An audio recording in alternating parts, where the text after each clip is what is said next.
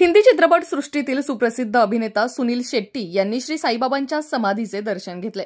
दर्शनानंतर श्री साईबाबा संस्थांच्या वतीने उपमुख्य कार्यकारी अधिकारी भीमराज दराडे यांनी त्यांचा सत्कार केला। यावेळी जनसंपर्क अधिकारी दीपक लोखंडे उपस्थित होते। सुनील शेट्टी यांचा जन्म 11 ऑगस्ट 1961 रोजी झाला। हिंदी चित्रपटातील अभिनेता, निर्माता तसेच हॉटेल व्यावसायिक आहे। त्यांनी अनेक विनोदी तसेच ॲक्शन चित्रपटात भूमिका केल्यात। दिलवाले, सपूत, हेराफेरी, मोहरा हे त्यांचे प्रमुख चित्रपट आहेत। धडकन या चित्रपटातील खलनायकाच्या भूमिकेसाठी सुनील शेट्टी यांना 2001 या वर्षीचा फिल्मफेअर पुरस्कार मिळाला होता। हेराफेरी चित्रपटातील श्याम तसेच आवारा पागल दीवाना चित्रपटातील येडा अण्णा या त्याच्या भूमिका लोकांनी विशेष पसंत केल्या। अक्षय कुमार सोबत त्याने अनेक चित्रपट केले व बहुधा सर्वच चित्रपट यशस्वी ठरले। अक्षय कुमार व सुनील शेट्टी या जोडीला भरपूर लोकप्रियता मिळाली आहे। तमिळ भाषेतील चित्रपटात सर्वोत्कृष्ट खलनायकाच्या भूमिकेत त्यांना फिल्मफेअर पुरस्कार मिळाला आहे।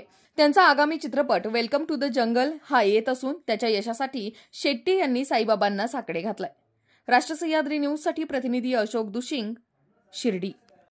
अशाच ताज्या आणि महत्त्वपूर्ण घडामोडींसाठी पाहत रहा राष्ट्र सह्याद्री न्यूज। राष्ट्र सह्याद्री न्यूजला लाईक करा, शेअर करा आणि सबस्क्राइब करा।